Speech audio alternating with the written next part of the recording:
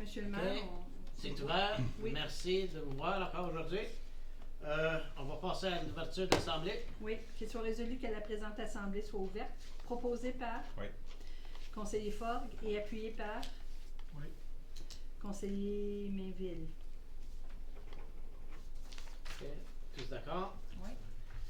Modification, addition à l'ordre du jour. Monsieur Oui. Fogg, peut-être que je croyais peut-être que vous voulez ajouter Oui, quelque ajouter chose? par rapport aux heures pour les conseils à partir de septembre. OK. Alors, je vais vous mettre au 7.7. Oui. Conseiller Forgue. Et puis les heures des réunions du Conseil. Parfait. OK. Parce que il y en a d'autres dessus qui recommencent à travailler à l'école, là. Oui. D'autres choses, Madame Broussard? Non, Non, c'est... non. non, OK. c'est tout. On va aller à l'adoption. L'ordre du jour. Oui, alors qu'il soit résolu que l'ordre du jour soit accepté, incluant les modifications apportées séance tenante le cas échéant, proposé par Oui. Conseiller Brière et appuyé par Conseiller Armentier. Merci. Tous d'accord? Oui. OK. Adopté. Déclaration de conflit d'intérêt. Non, on a vu. OK. On va passer les deux l'adoption des réunions. Oui. 5.1. Après ça, on va aller à Mme Karen. Oui. Alors, qu'il soit résolu que le procès verbal de l'Assemblée suivante soit adopté tel que présenté. Procès verbal de la réunion ordinaire daté le 27 juillet 2020, proposé par Oui. Conseiller Ford et appuyé par Oui. Conseiller Mainville. OK, merci. Est-ce qu'il y a des commentaires de correction, des ajouts? Non? OK, mais ils sont adoptés, tous d'accord? Oui. OK, merci beaucoup. All right, we're part of the presentation part of the agenda today. Yes, oui. PRC solution. Karen is here with us to do. Carol Ann's got the slide deck on also. And are you following with the same way, Karen? Yes, I am. Okay. Who starts them? Karen. Okay. Okay, Karen, the floor is yours. Okay, bonjour. Welcome, everyone. We can start actually at slide 3, please. Okay. Okay, so good master planning relies on extensive research, environmental scans, report writing, and free writing. To ensure that those findings resonate and are locally relevant, extensive local consultations or inputs are also required. Before we start, we'd like to thank members of council for their interviews, and we'd also like to send a special shout out to the senior management team, whose conversations and dialogue were very insightful. The purpose of today's presentation is twofold.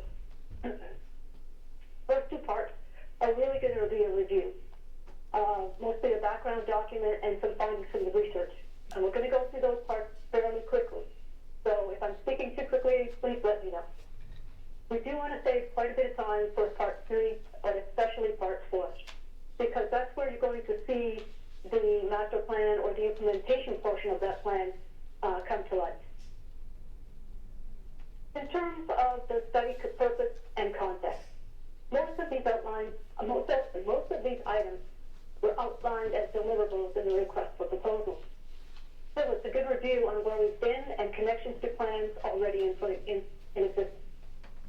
To be sure, the context came from the study. First, the study came from the RFP and as well council and FMT interviews. The approach was characterized by an opportunity from local input. Then we looked for best practices in the broader recreation community. We looked at how our comparator municipalities addressed that opportunity and their best practices.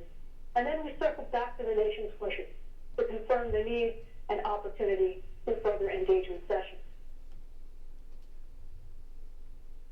In terms of the master plan purpose, well, for sure we had to create a plan that covered the next 15 years. But there was more to it than that.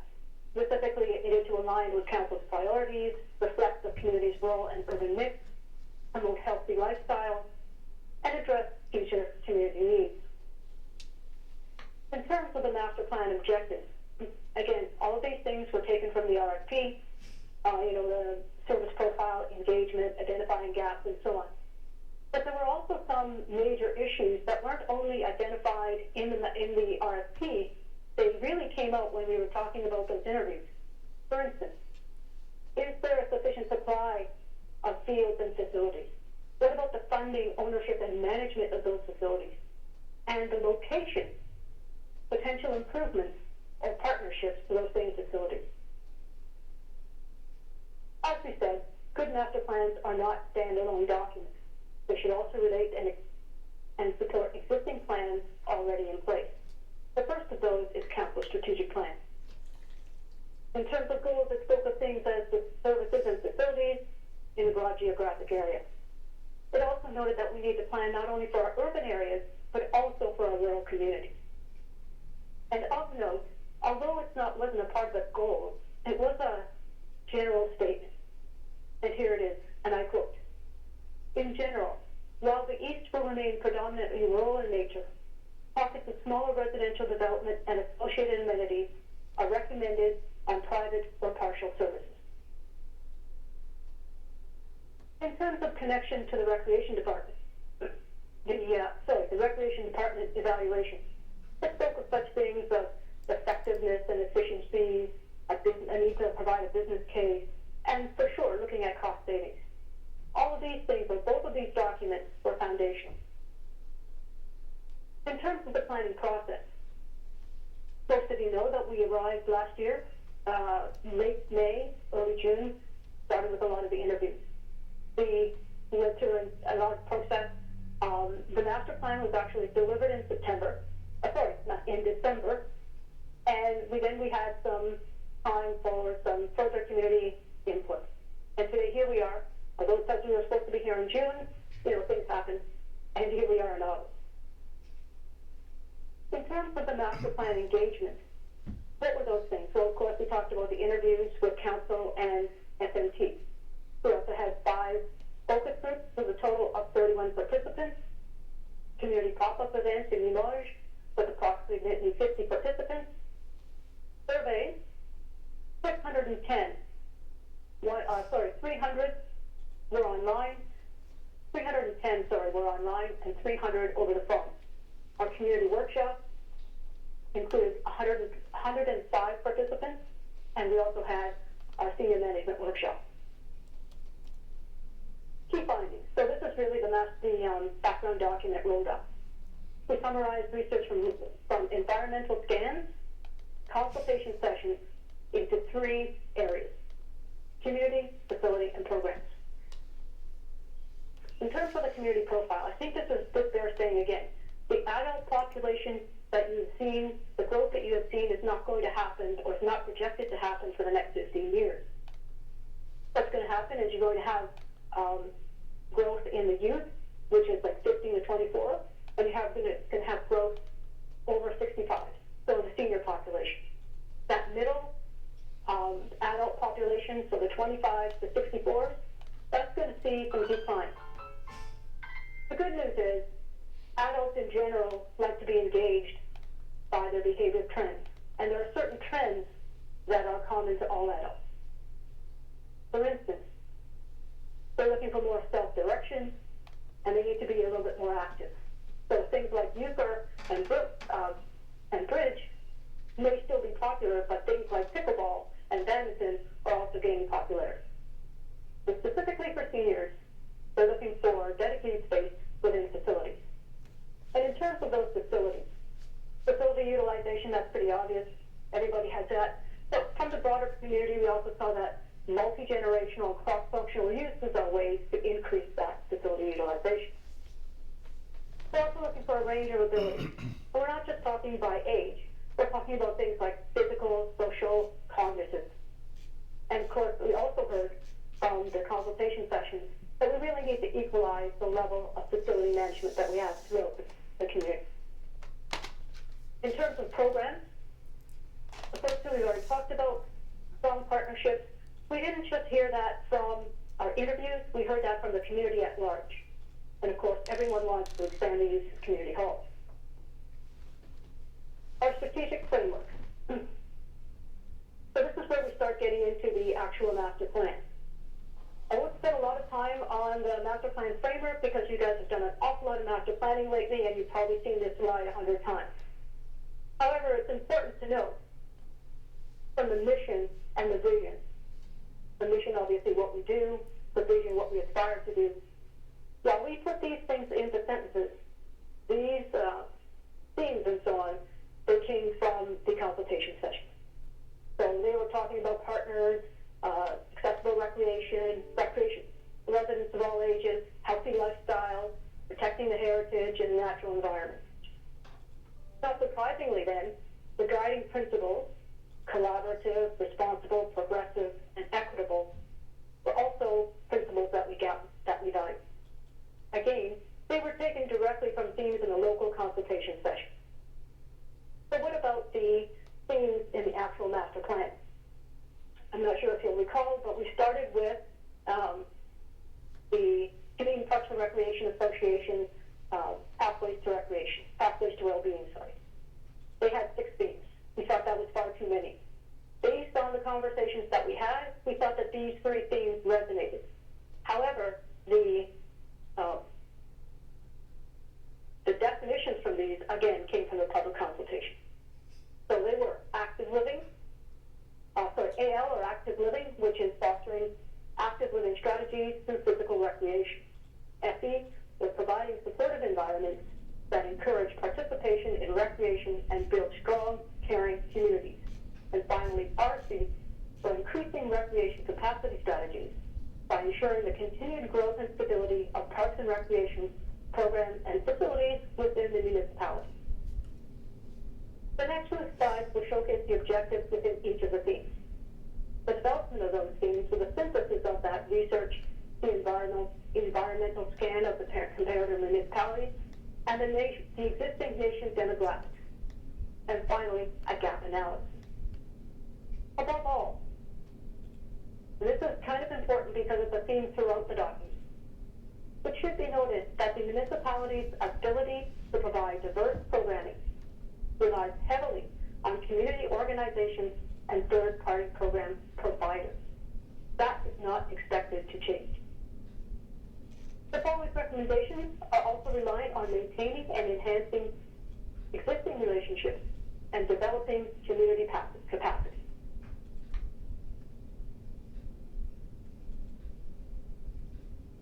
So, Master Plan AL recommendations. First thing we note was that we're going to have a system. Well, what does that really mean?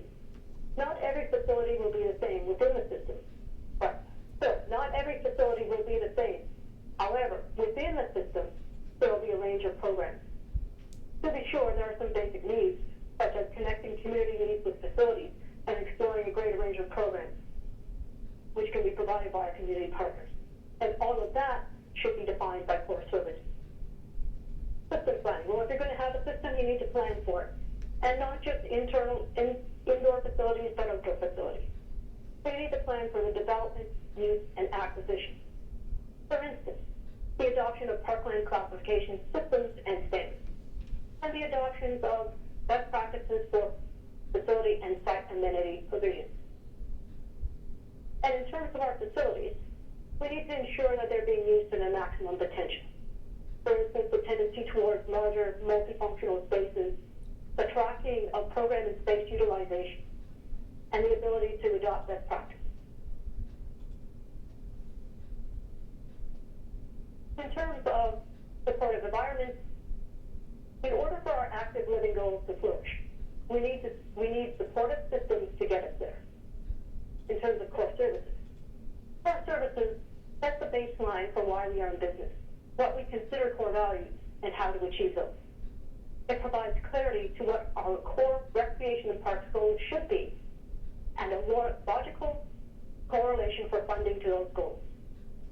In terms of community partners, it's certainly about the delivery of programs and services to provide a more complete recreation experience.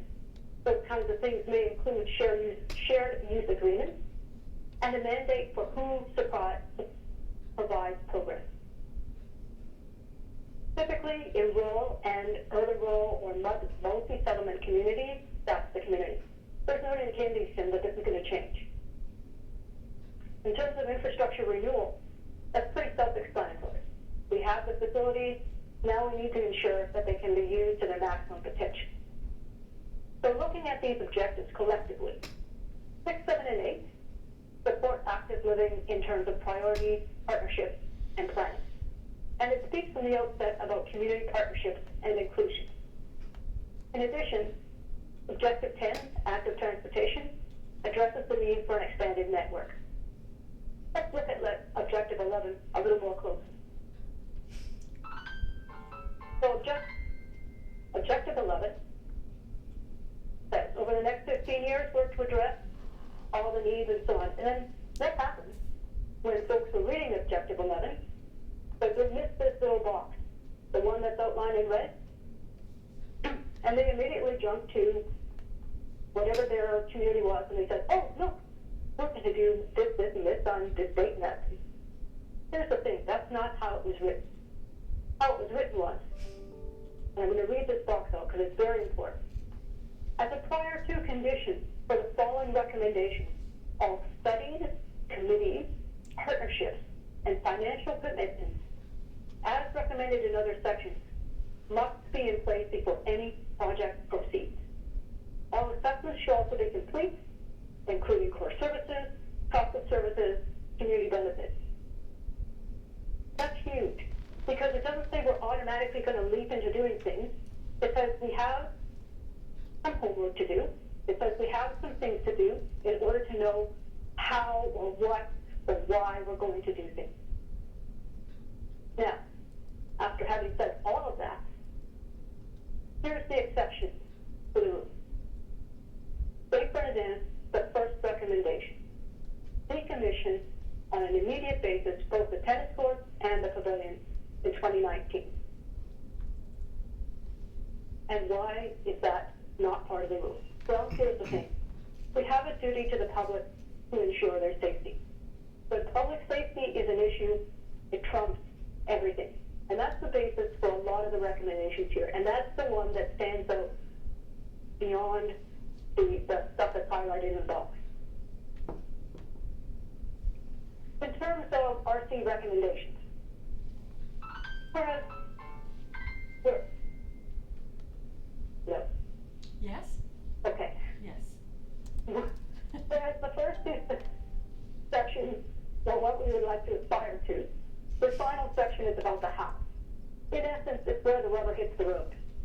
To maintain continuity with the other two sections, it was also organized in terms of systems, service delivery, programs, planning, and priority infrastructure.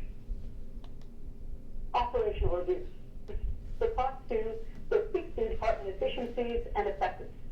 And it's also an opportunity to look at cross-departmental synergies. Training, it's not just about staff, it's about the volunteers and all the other people that are going to help you achieve this plan towards the new directions and expectations. Asset management finance. One system for everything. That's what this is recommended. There shouldn't be one system for the entire municipality and another system for recreation. One system for everything, same goals, the same way of assessing what projects get done. Marketing communications has to be in there. After all of the conversations that we had, not just with council, but with the members at large, some of our initiatives are the best kept secret. We need to find the community portals and then become invested in those portals as a way to deliver our message. In terms of the master plan implementation, this is in essence book 2. So before we get into what those actually mean, we looked at how did we prioritize the implementation plan. So you can see that everything was classified as either phase 1, 2, or 3, and you can see their associated characteristics. Phase 1 is really the heavy lifting phase, where we lay the foundation. It helps us believe that delivery phase in years 4 to 7. Although phase 3 activities are 8 or more years away, they are important in terms of refining and growing the experiences within Parks and Recreation. A further note on on prioritization of capital projects. Public safety, code or legislation violations were always in number one or number two. So think of it as a capital plan where there are projects that are above the line and projects that are below the line. Public safety and code violations should always be above the line. Next, opportunity to leverage funding, which is really big. Because if you can maximize $10 and turn it into 100, that's a fantastic thing, and that's always going to take priority. And then finally, everything else based on correlation with master plan and core services recommendations. So it's not just and everything else in a pile, it's everything else that aligns with what we want to do. Okay, so what does that look like?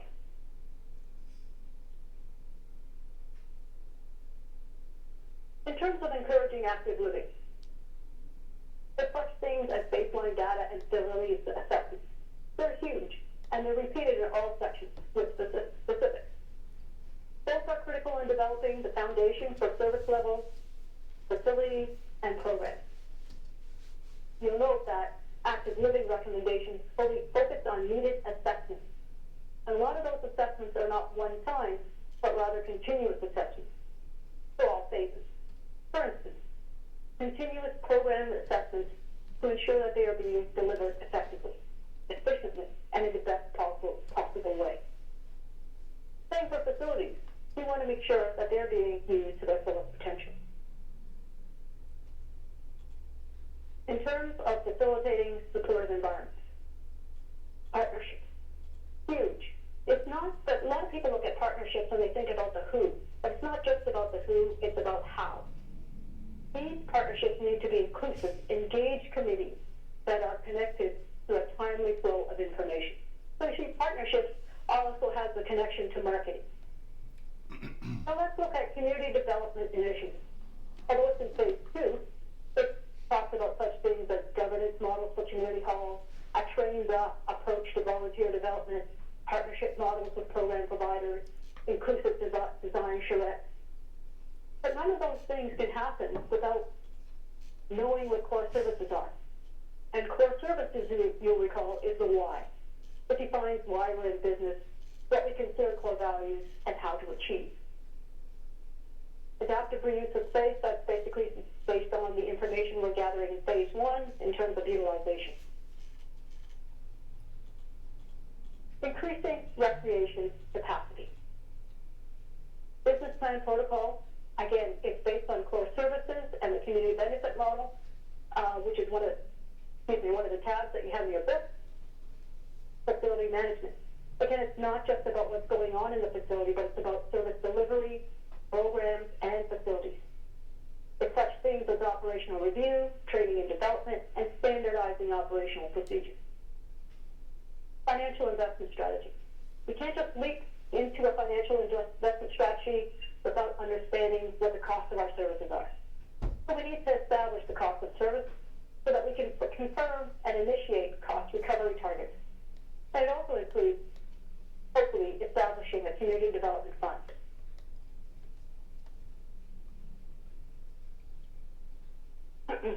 So here's where we really want to slow down quite a bit in terms of community feedback and recommendations. Because the feedback that we got from community, there were a lot of things that led right into what the master plan had already said. And so we're getting a better understanding of how to use some of the tools that you already have in your master plan.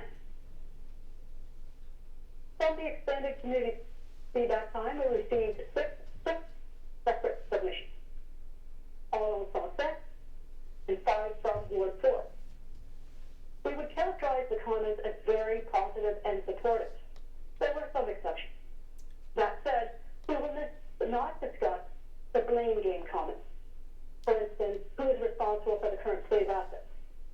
This is a forward-looking document and is not here to assign blame. There were also some comments that went beyond the scope of the project. For instance, we want better internet service. Or questions surrounding essential services. Why do we charge for roads? I also can't comment on either of those. So you also saw, I believe you had 3 tabs in your book, your handout. Yes. Yes. Okay, great, excellent. So the first one was the core services model, on page 59, which was the outcomes of the core team and council workshop in July. The second one was our plan classification, which was the first page of Appendix B, and it's based on accepted park planning principles and other similar municipalities. And the third one was the community benefit support model on page 136. It's based on municipal experience. So we will refer to those three pages throughout this. Okay, before we get into that though, we want to talk about some comments and observations by ward. Because if you just look at the comments that came in, you will think only one ward read the book or took the time. Anyway, that's not the case. In Limoges, for instance, when we were first received, I would have to say there was a quiet confidence or something like that.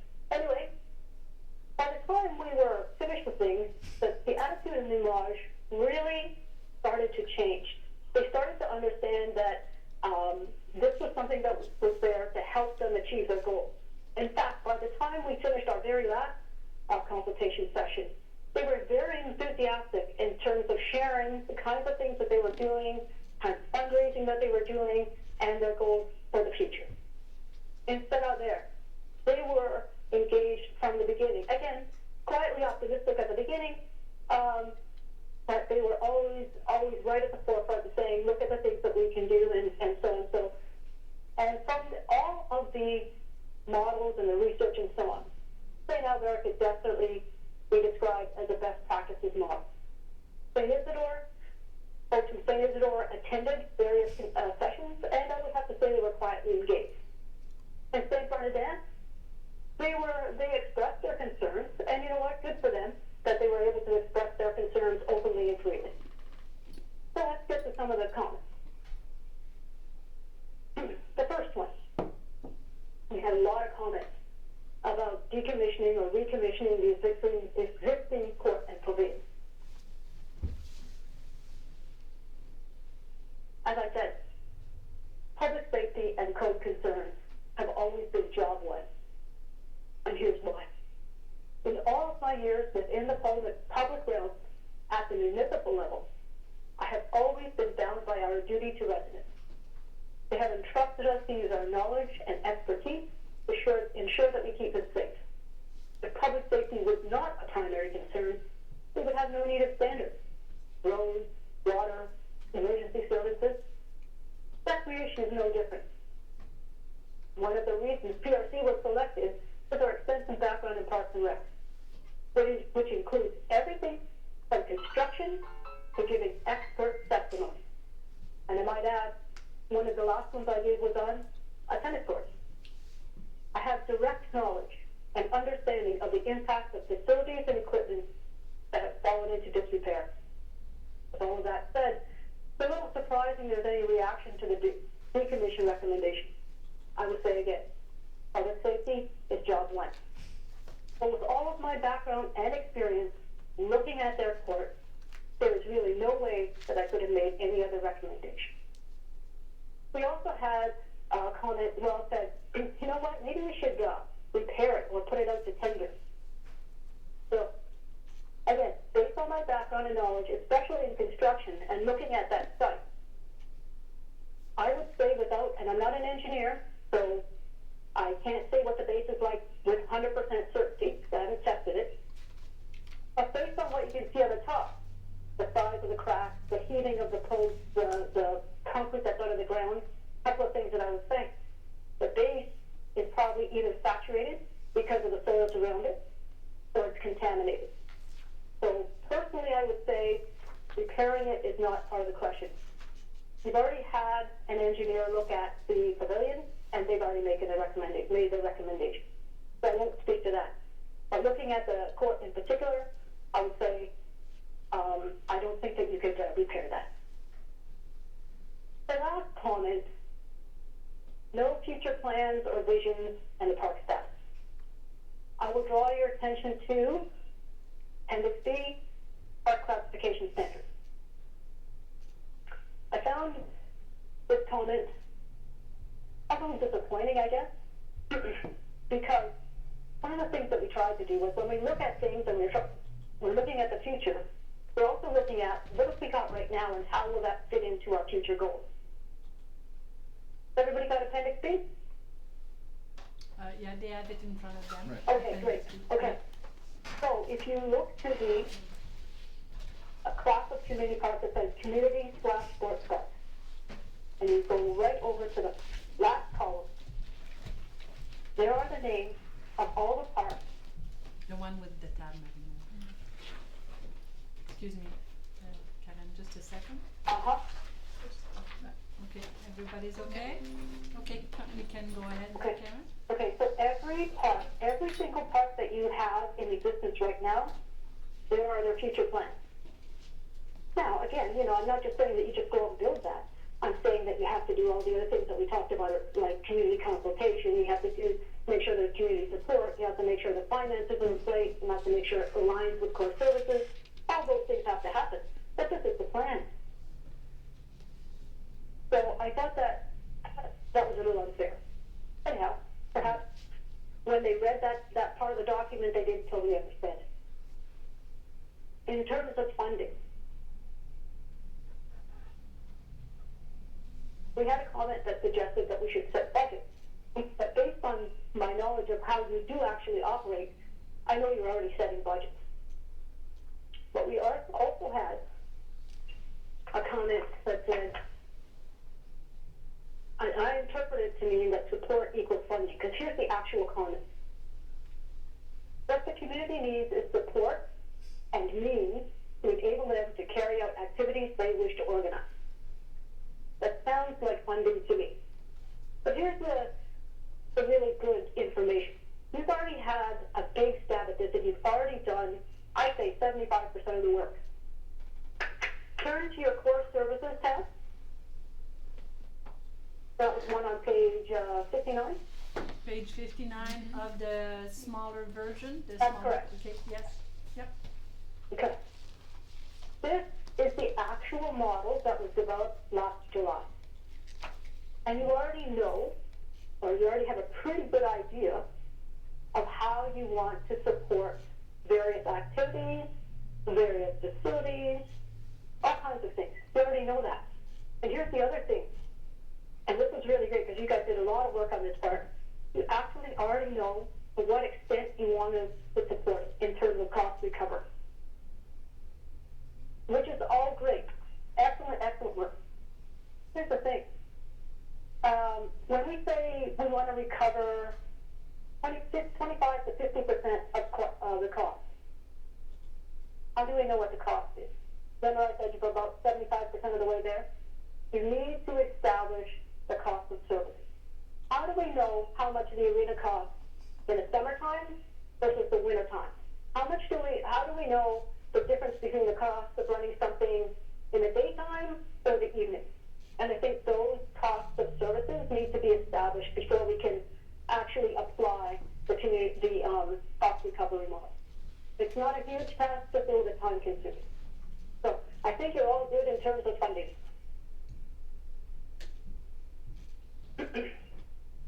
New, upgraded, or repurposed facilities. I put community involvement at the top of this, simply because we had a lot of comments about community involvement. So, and it didn't really matter what we were talking about, and a lot of these comments started with, yes, I agree, and here's how we should involve the community. And so, I'm thinking that it wasn't that they were disagreeing that community involvement needs to be there. I think they were just trying to remind us that whatever it is that we do, if we're doing reprogramming an ice rink, we need to have community involvement. And we agree. And of course, objectives 6, 7, and 8 speak to that fairly well, especially the one, I think it's 7, that talks about how to develop community partners. They also said, and this kind of goes back to the one that we just saw, there's no plan for that. There's no plan for upgrading or repurposing facilities, and they were specifically talking about parks that we just saw in Appendix B. We actually have a plan for that. The other thing that was not mentioned, and that's why I put it in here, it was not mentioned in any of the submissions, and that was corporate capacity or funding. So it's hard to say when something's not included, whether they think that it should be 100% corporate, or whether they think it's a given, or whether they're getting ready to work with the municipality. However, we feel that it's a very big consideration for the corporation. We've just gone through that with the core services model.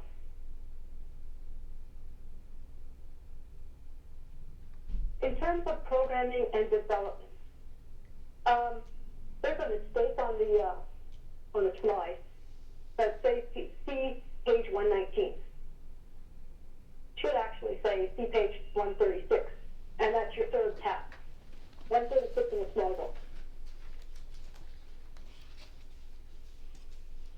So there were some comments. It wasn't that the comments was harsh. It was just that I'm not sure that they understood all the ramifications of what they were saying. Anyway, they were saying, basically they were saying, what happens if there's a conflict between a program? And I'm going to go through that in a second. I'm going to go through the community benefit model in a second. So their example was about, I think it was about children's, what's it about? What about camps? What about children's camps? So if you're having a children's camp and you decide that you're having it for, say, 7 to 10-year-olds, and you're having it in a location, you decide where there are 7 or 10-year-olds, and that's where you have your camp. It's not a question of if it's in one park, it's not going to be in another park. It's do you have 7 to 10-year-olds or do you not? But just because it was a poor example doesn't mean that we shouldn't work through this to understand where there might be conflict. So that's why I want you to look at the community benefit model. Now, this community benefit model, usually I leave this kind of thing to, it was actually a recommendation before you all saw the final recommendation. It was actually a recommendation that you develop a community benefit model. And I typically leave these kinds of things for the local community because when you look at the very last row are the assessment factors, the big asterisks besides assessment factors. The assessment factors require definition, description, and weighting to determine the scoring and priority ranking. What does that weighting mean? That means that just because, let's say, alignment with core services for you, you need to rate that, you need to get a 10 out of 10 for that. That might not be the same in Hawkesbury. There might only be a 5 in Hawkesbury. So that's a very local thing. And the reason I picked these factors is because I've had experience with these factors and I've seen them work very well in communities. So, all of these things, if you want facility support, so somebody comes and says, I want to build a facility and I want your support, and if you want programming support. So, and then there are all the various assessment factors, and that is not an all-inclusive list by any means. There may be others that you would say need to go in there. So this is still a work in progress, this one, but it's a base or a plan or a starting point for you. Okay, so let's look at programming. And let's give an example. See if we can get some conflict going. So you've gone through your list and you've said that, all these things have to happen, severance capacity. Oh, and by the way, we've added a new one, and that says that you have to have a group size of, let's say, 15 people in your group in order for us to support you. So along comes a group, and they have 14 people. But they say to you, look, they say, hey, Carol Ann, we have 14 people. And we went out and we found a yoga instructor, and we found this and we found that, and we feel that we'd like to be able to use some space, but we can't afford the full cost of the facility. So can you just eliminate the cost of the facility? Well, first of all, Carol Ann goes to her list and she says, they really should have 15 people. But look at this. They're showing alignment with core services. They're showing alignment with the group that we want to deal with. They only have 14 and not 15, and you know what? Based on our cost recovery, we know that we really need to recoup 50% of those costs. Okay. So Carol Ann goes back to the group and she says something like this. You know, you really should have 15 people, but in this case, you're a brand new group, and we'd like you to be a part of the community. So yeah, we will let you use our facility at 50% of the cost. Probably a win-win. They've already supported the instructor and so on. So let's say this group goes forward. And part of the thing that Carolyn says is, and you've got 2 years to build up your numbers to over 50 or to 50. Okay, fine. Another group comes along, exact same scenario. They have 3 people. Is that a conflict? I don't think so. Because that's nowhere near 14. That's nowhere near 50. Same thing if somebody comes along and says, you know what, exact same scenario, we have 10 people. Pretty easy, it's not a conflict. What happens about this? That group that just had 10 people, they come back to you a couple days later and they say, you know what, we have 17 people now. That's great. That's the thing that you might be forgetting to ask them. Where did those other 7 people come from? Well, that first group that came to you a couple years back that has 15 or 16 people in it now, they just lost 7 people. That's a conflict. And that's what we talk about. Groups should not be in conflict with each other. Now, that's a clear-cut conflict. However, it still requires an assessment at the local level to determine what you can and cannot live with. But in looking at your core benefit model and looking at your community benefit model, I would say that all of the situations didn't have a conflict except for the last one, and again, that will require some local understanding. Because it would be cut and dried, black and white.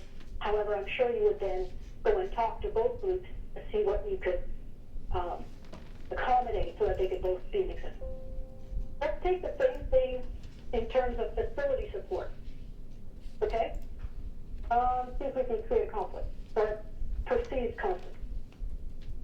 Say, we have a facility that's costing us $30,000 a year to operate.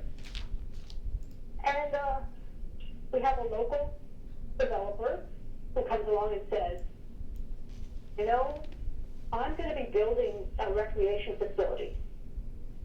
And as part of that recreation facility, I'm also going to be building some community rooms. Would you like to participate? Would you like to rent those rooms? Because one of the things that I'm doing before I build my building is I'm trying to get all of my program rooms with a tenant. I'm trying to make sure that I actually have tenants for the thing that I'm going to build. So he comes to you, Mr. Mayor, and he says, I'm building this building, and all I want to know is about rental.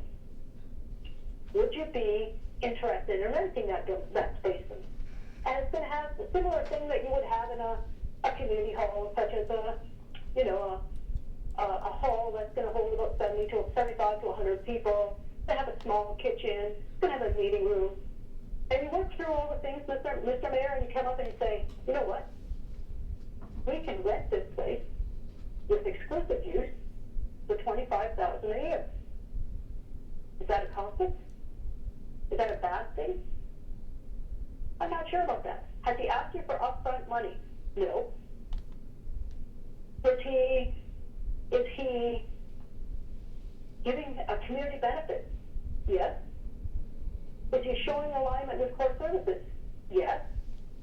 Does he have fiscal capacity and ability, governance? So far as the FDS says, he's ticking an awful lot of boxes. Here's the other thing. If you go ahead and you say, yes, you know what, this is a better spot for the community, let's go ahead and rent this place, what else happens? You still have your assets that you can decide to do with what you will. I think it's not a conflict. I think it's a great opportunity. Here's the thing. Suppose that same developer comes to you and says, we're thinking about building it, and we want you to pay money up front. We want you to put capital money in. That's a much tougher decision. But again, I would go back to your community benefit model, and I would look at all the things that have to happen. And at that point, I would be looking very strongly at things like fiscal capacity, their ability to provide rooms at low or no cost, community use groups. So I think you've got the answers there. You just need to know how to apply them. And I think based on those examples, now those are some pretty simple examples, but if you use those simple examples as your base, when you get to more complex situations, I think you'll have a good base to understand whether or not something is in conflict or not. So I think there are some things that are considered conflict, when in reality they're an opportunity and not a conflict.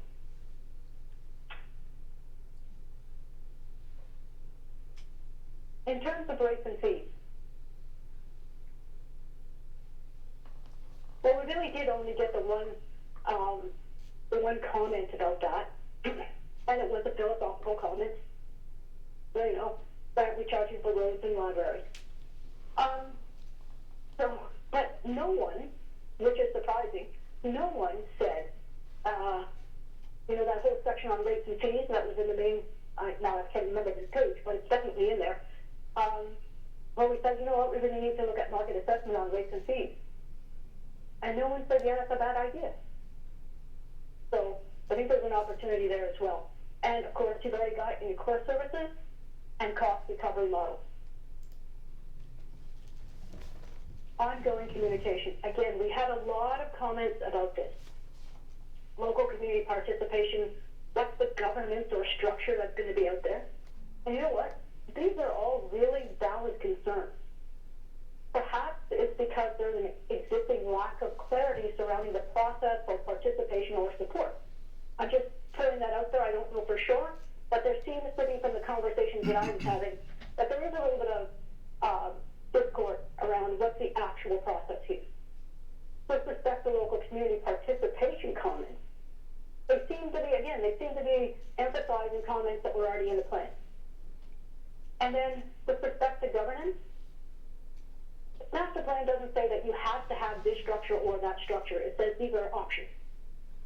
But whatever structure you're comfortable with, or whatever you decide your new structure will be, and it could be the one that you've got right now, right this very minute, it needs to be clarified and then published. So it needs to be right there in black and white on your website and the Parks and Recreation. People need to know what the structure is. And then it needs to be carried out consistently. Not this is the governance structure for people in X, Y, and Z, but over here, no, that's a different structure. It's the one structure for everybody. Marketing, there really weren't a lot of comments about that, but it goes hand in hand with providing clarity to the community and increasing our connections with neighboring communities as well. So those are my thoughts. Thank you very much for your patience and attention. Any questions? There's lots. I've been reading it back and forth, but it's a good blueprint to keep going. Definitely, it's more intensive. It's more grand than what I thought it was gonna be. Yep. But je sais pas. Vous autres, pensez-vous que ça pourrait être si complexe que ça? Non, moi je trouve ça complexe. C'est le bon mot. Yeah, ben c'est un document qui va nous aider à guider pour longtemps. I said it's a document that will help guide us for a very long time. Well, sure. It's supposed to be 15 years. And just on that note, I expect that this document is going to be relevant for at least 17 to 18 years, because you've lost a year. And so a lot of the things that Carol Ann was already doing, that she had already started, they're gone. They're gone. Yeah. So now that things are starting to open a bit more, I think that you can use that gap to really hone in on phase one. Because there are a lot of foundational things that you need to do in phase one, that now you've got like an extra year and a half, 2 years to do that. I think that's a great opportunity. Mm-hmm. Yeah, hi Karen, thank you very much. It's Councillor Lancia here. Yes, I think when we think about parks and recreation, oftentimes we're looking at the facility itself and the things we need to do, or the program we want in place like right away. And I think that the big part of the work in terms of identifying the profile, not just now, the demographics, but in the future, because council is not there just to plan for this year, but or next year, but to plan for years ahead, just like we do with roads and everything else. And I think that it's complex because of that, because we had to go and look at what kind of structure can we have in place to help with decision making, not just now, but for the future. And that involves, the community, obviously. But when we're talking about partnerships, well, it's how engaged do people want to be, and that will make a difference on whether or not we have programs, or we determine that we need to expand certain things in a certain area. So I think that this is, because I found too that it was kind of high level, if you will. But I think that as we move through it, we can see that it was, necessary to have this kind of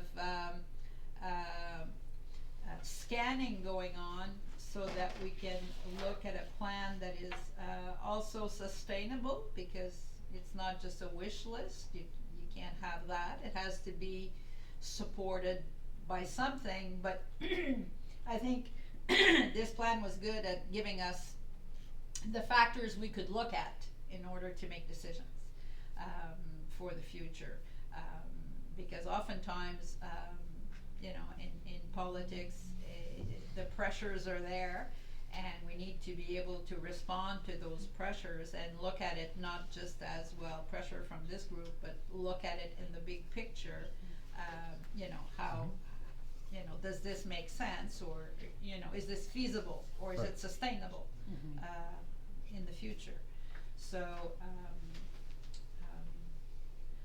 I don't have a whole lot of questions, except to say thank you. It probably took way longer than you had anticipated, and COVID included. But I think in the end we have some really great tools to work with, and to plan for services, and also the facilities themselves. Yeah. Well, that's great. Thanks very much for that comment. I really appreciate it. It did take a little bit longer, but I have to tell you, at the end, it was totally worthwhile. I think this is an excellent opportunity for you all to look for. And I say, it's not every.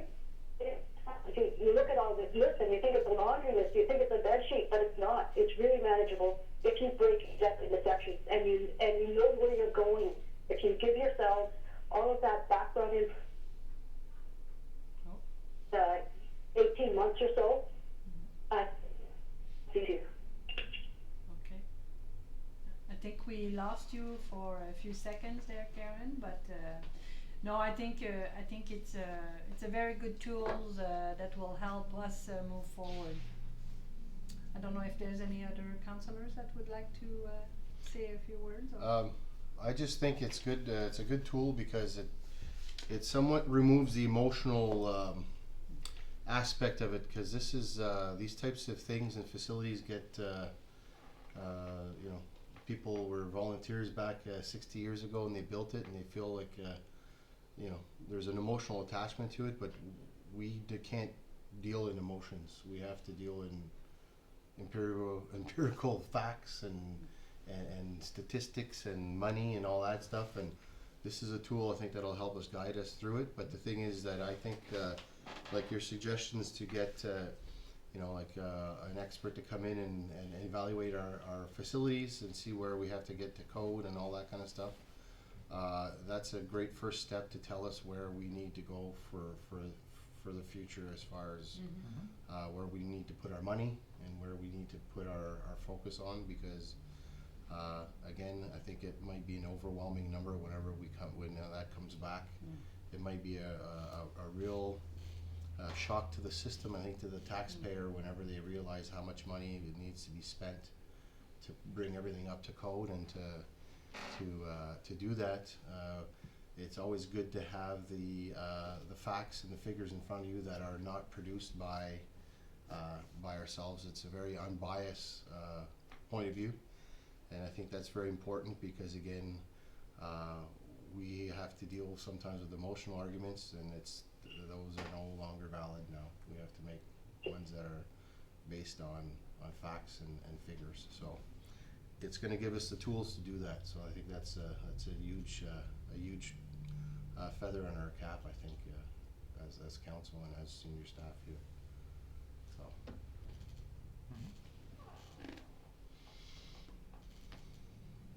That's good. Thank you, Karen. Well, thank you, Mr. Mayor, and thank you to everyone on council, and Jose and Carol-Ann. Really appreciate your support. All That's right. wonderful. Thanks a lot. Thank you. Okay, thank you, Thanks, Karen. Karen. We'll talk again. Okay, thank you, bye-bye. Bye. Bye. Bon. Ça nous amène à l'item. Monsieur le maire, j'aimerais passer Il y a des éditions pour accepter le rapport. Oui, pour approuver le plan directeur. Ben c'est pesant, il faut passer à travers de ça. Oui, puis je pense que puis une chance qu'il y avait quand même un glossaire là, qui pour expliquer les termes qui étaient utilisés, parce qu'évidemment, mais ça fait partie de l'expertise qu'on est allé chercher. On est allé chercher des gens qui ont l'expertise dans le développement des plans récréatifs, donc ça vient avec ça, là. Mais c'était beaucoup plus high level. Oui, c'est ça. C'est vraiment les outils, comme la pyramide qu'on a. Je pense qu'on va se servir de ça beaucoup. Puis, Comme des années, le Conseil peut être envisagé, il y a beaucoup de projets à faire comme ça. Mais là, il va falloir faire une décision. Focus, OK. C'est quel qu'on choisit, c'est quoi qui est plus important. Il faut retourner à ce document-là. Et essayer de trouver les réponses dans ce document-là. C'est ça. Je pense que c'est ça qui nous manquait avant, parce qu'on n'avait pas vraiment... parce qu'on peut justifier n'importe quelle décision, n'importe comment. Hein. C'est ça. Alors là, étant donné qu'on a des éléments objectifs qui vont vraiment nous aider à nous garder objectifs aussi dans les décisions. Puis la même chose pour le staff. Je pense que Caroline, particulièrement avec les années, elle a été sollicitée énormément. Puis c'est difficile parce que, je veux dire, tu veux plaire aux gens, tu veux leur aider, tu veux les encourager à s'impliquer, mais tout n'est pas toujours possible. Puis, mais il faut être en mesure de dire, bon, mais voici pourquoi on a décidé, puis être objectif. Puis à ce moment-là, s'il y a des facteurs, comme Karen, dans les exemples qu'elle a donnés, s'il y a des facteurs qui peuvent changer, comme, OK, bon, ben laisse-moi voir, je peux peut-être avoir d'autres personnes qui sont intéressées, ben là, ils partent, puis ils reviennent. Mais il faut, à un moment donné, qu'il y ait un désir puis un engagement de la part de la communauté, parce qu'on ne peut pas faire ça tout seul, puis on ne peut pas le faire pour eux. C'est clair et net qu'elle laisse l'opportunité aux communautés locales, comme les projets vont être déterminés beaucoup avec la participation locale. Oui. Puis l'engagement aussi. Puis l'engagement, c'est bénévole. L'engagement, c'est aussi de faire des levées de fonds. L'engagement, c'est tout ça. Parce que, évidemment, c'est des coûts. Puis là, on le voit, là, avec la COVID aussi, comment ça a rentré dedans à toutes les municipalités par rapport à la location de salles. Je veux dire, on n'est pas dans une bonne position présentement du tout. Mais ça nous fait voir aussi qu'à l'avenir, la façon dont on va gérer ces installations-là, puis aussi, comme le conseiller Brière disait, d'avoir une idée de la valeur Puis ce que ça coûte de faire marcher ces choses-là. Puis il va y avoir, peut-être à un moment donné, des choix à faire, mais il faut que ce soit des choix objectifs. Oui, puis sur ce point-là, ben, j'ai demandé à Caroline là, la semaine dernière là, de vous ramener un rapport concernant le pavillon à Saint-Bernardin et le terrain de tennis, parce que là, on a une opinion professionnelle. On l'avait avant, là, mais là, il va falloir vraiment agir. Là. Fait que Caroline va vous amener une recommandation là-dessus là, pour qu'on puisse aller de l'avant, puis ça en est rendu une sécurité là, pour la municipalité. Là. Alors, Fait que là, le plan va commencer, il va être mis en marche quand est-ce? Parce ben que là, très parce bientôt, moi, que, je vais... il y a bien d'ouvrages à faire, là. Oui, Comme oui. faire une liste de qu'est-ce qu'il y a en fait de tous nos bâtiments, Exact. qu'est-ce que ça va venir, tout comme avoir un asset management plan, là, ça va prendre du temps à développer, mais une fois que c'est en place, ben, c'est notre roadmap pour C'est ça. ce qu'on met nos sous ou si Mais- ça vaut la peine de. Mais je pense que les études vont être importantes. Fait qu'on... Ça va être des études. Oui, on va commencer avec ça. Ça va être plutôt d'étudier, parce que la liste, l'inventaire des avoirs, on l'a avec notre message. Mais là, c'est plutôt de faire l'inventaire de la qualité ou de l'usure de la bâtisse, puis qu'est-ce qu'il y a à améliorer, Ouais. qui va faire partie de notre asset management plan. Ouais, C'est ça la grosse étape. C'est ça. La Alors, maison neuve, est-ce que c'est un fantôme? Excusez, c'est COVID. les effets du COVID. Moi, il n'y a pas du Ouais, tout. oui, J'en oui, faisais juste oui, une oui, voix oui. comme un ange du ciel. Ah, Ben, je bon dis, ça se peut, ça se peut. Non, je vois ça comme Oh, ah, Ouais. c'est un ange. parce qu'une Oui, fois que c'est sur j'ai fait papier, sans puis c'est un commentaire. roadmap, là, C'est comme ça. je dis, c'est Puis ça va important. être un third party, hein, une tierce partie qui va nous aviser les choses à faire. Puis ça va revenir au conseil. Puis vous allez devoir prendre vos C'est ça. décisions. Là. Parce que comme nous Ça, autres, là, évidemment. depuis que je suis ici, là, c'est à toutes les années, ben là, le toit est là, mais on va attendre. Puis l'autre affaire est ici, ouais, on va. Puis c'était pas. Les C'était tout. décisions pas tout à fait bien C'est structurées. ça. Là, à cette heure, là, on va avoir comme un Oui. blueprint, là, Oui. puis gars, là, le toit, là, la vie de ça s'en vient dans 7 ans. Là. Fait qu'on commence à mettre de l'argent de côté ou comme on peut commencer à planifier nos dépenses un peu plus parce que, comme tu dis, on glisse toujours, on ne sait pas, Oui. puis c'est pas de manière de gérer nos facilités. Là. Exact. Puis c'est ça. Alors la prochaine étape, c'est d'engager, on va aller en RFP, puis on va engager des consultants pour faire l'analyse là, de l'état de nos buildings. Ouais. Oui, puis je pense aussi que ça peut aussi donner un objectif au groupe de bénévoles dans la communauté. Exact. S'ils savent que, bon, ben ils vont avoir telle grosse dépense, ben peut-être qu'on devrait commencer à faire des levées de fonds juste C'est pour ça. Justement. Puis ça aussi, ça aide, ça nous aide à prendre des décisions quand il y a un groupe qui est engagé à dire, bon, ben si vous le faites, nous, on va contribuer tant, on va faire des levées de C'est ça. fonds, on va faire C'est des ça. choses. Alors, mais c'est ça, c'est de savoir à l'avance, puis c'est quand justement, on remet les projets, puis on les remet, il y a un moment donné où est-ce que, puis ça coûte plus cher aussi. C'est ça. Alors, il faut prendre des décisions Oui. basées sur ce qu'on voit. Oui. Alors, j'ai une résolution, Monsieur le maire, qu'il soit résolu que le Conseil approuve le plan directeur sur les loisirs tel que présenté par PRC Solutions, proposé par Oui. conseiller Fogg et appuyé par Oui. conseillère Lanty. Merci. Félicitations, merci. Caroline, aussi. Oui, merci beaucoup. Je suis sûre que ça n'a pas De été la facile. patience. Tous d'accord? Oui, Ouais. oui. Approuvé? Oui. OK. Pas d'ouvrage là-dedans. Beaucoup d'ouvrages à faire encore aussi. Je le sais, mais Mais au Oui. moins, ça Notre va partie dans de une bonne fait. direction. ouais. Mais je pense aussi que ça va aider au département, même au niveau des ressources, parce que Ah oui. quand je regarde ça, là, je me dis, je sais pas. Ben, c'est quand il arrive le temps de budget, il y a tout le temps des fois, quelque chose qui se présente de côté. Ben, on va revenir au plan des fois. Ou bien, puis elle a bien dit aussi, le conseil a tout le temps la flexibilité. y a tout le temps, mais on devrait suivre un plan. Ça veut pas dire que s'il arrive quelque chose, une opportunité, que ce soit, c'est impossible, parce que le plan dit pas ça.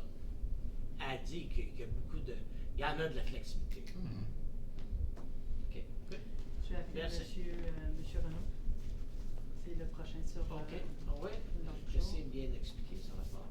Ah, mais je pense qu'il doit être là, monsieur le maire. OK. Excusez-moi là, pour le...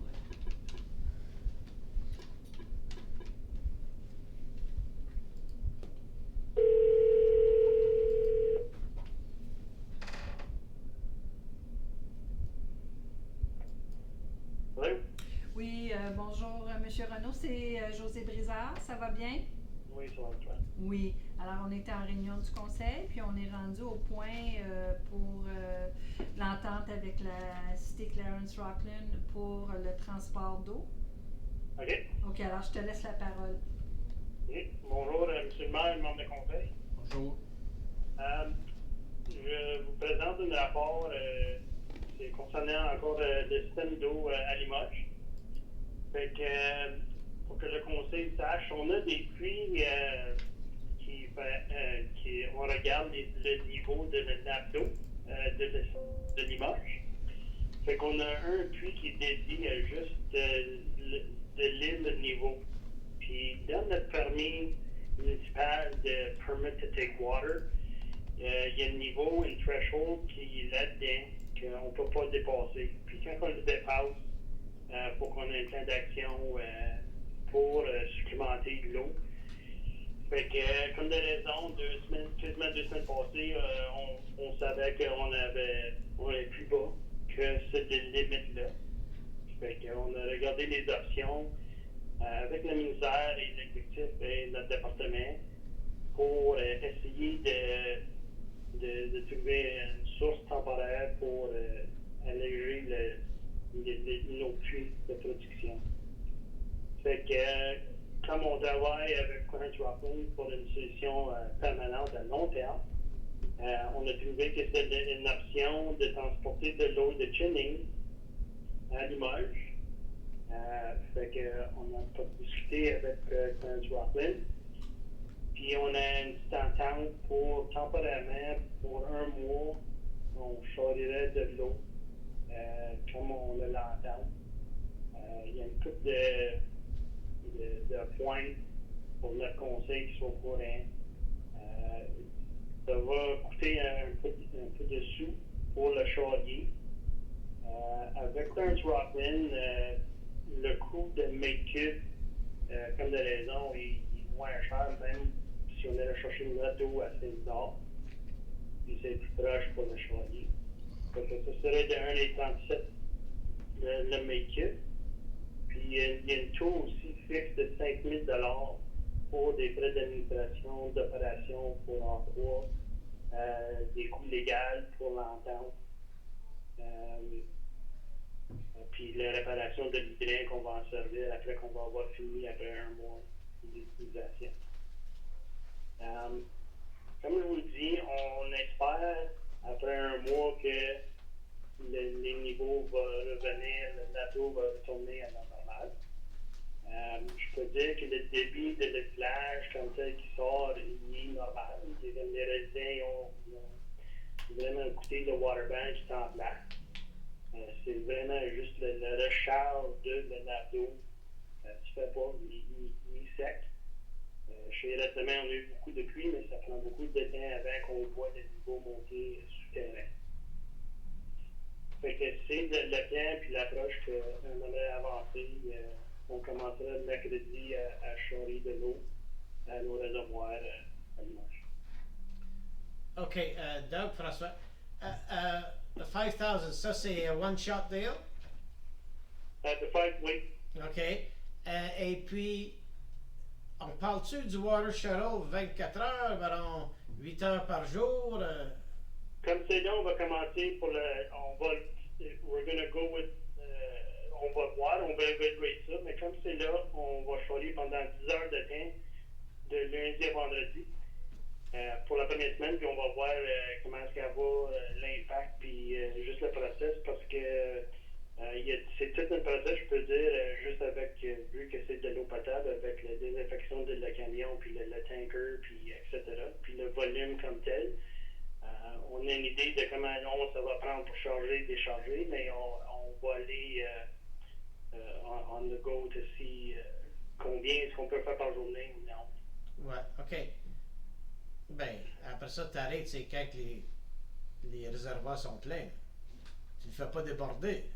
Ben, c'est en principe aussi de juste penser qu'à chaque fois qu'on amène un voyage, ben, ça veut dire que le plein d'eau comme tel, même si comme disons, le débit est bien bas de l'usage, ne demande pas bien d'eau, nos réservoirs, on est capable de les donner un peu plus haut, mais ça donne la relève que le plein d'eau, il ne part pas, puis si le plein d'eau ne part pas, ben, il ne demande pas au puits de pomper. Oui, bien d'accord. Puis donner une chance à la source de se rattraper. C'est ça. Le charriage, c'est-tu un contrat qu'on donne à un particulier ou c'est nos employés qui vont... C'est qui? Non, nous autres, on n'a pas de camion assez grand.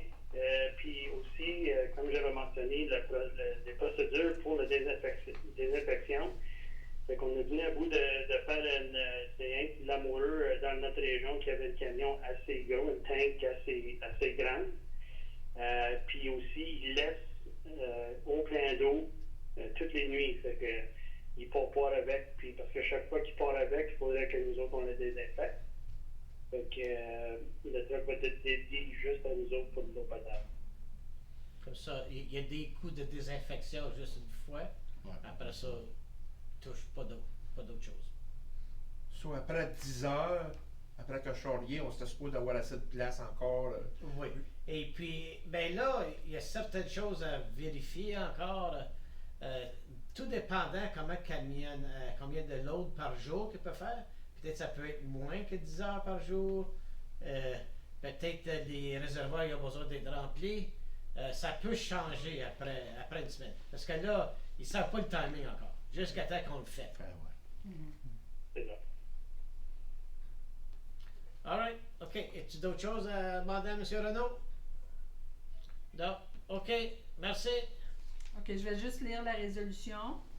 Alors, attendu que le niveau d'eau des puits qui alimentent le système d'aqueduc de Limoges est précairement bas, attendu que la municipalité a approché la cité de Clarence-Rockland pour une entente de transport d'eau au système d'eau de Limoges, qu'il soit résolu que la municipalité de la Nation paie 1,37 $ par mètre cube, ainsi que des frais fixes de 5 000 $, qui comprend les frais d'administration, d'opération et de surveillance et les frais légaux. Qu'il soit aussi résolu que la signature de la dite entente dépend de l'approbation de la cité de Clarence-Rockland. Parce que, qu'est-ce qui se passe, c'est qu'évidemment, nous, on a notre réunion plus de bonheur qu'eux. Alors, eux autres, là, ils vont passer ça au Conseil là, ce soir. Alors, je crois là, que le Conseil de la cité Clarence-Rockland va aller de l'avant, mais je veux que ça soit dépendant de leur approbation, évidemment. Ouais. Juste à cause du timing. Alors, proposé par Oui. conseiller Brière et appuyé par Oui. conseiller Fogg. OK. Good. Tous d'accord? Oui. Oui. OK. Adopté. OK. Merci, Doug. OK, merci, bonne journée. Toi aussi. Bye. Prochain. 7.3, M. Hamel. On a votre rapport, si vous voulez commencer. Parfait. En ce moment, nous avons un serveur qui héberge tous nos serveurs virtuels, un serveur physique qui héberge tous nos serveurs virtuels dedans, qui a environ 3 ans. J'aimerais ça balancer la charge de travail de ce serveur-là sur un deuxième serveur. On avait déjà un budget en réserve sur notre capital pour de l'équipement de backup.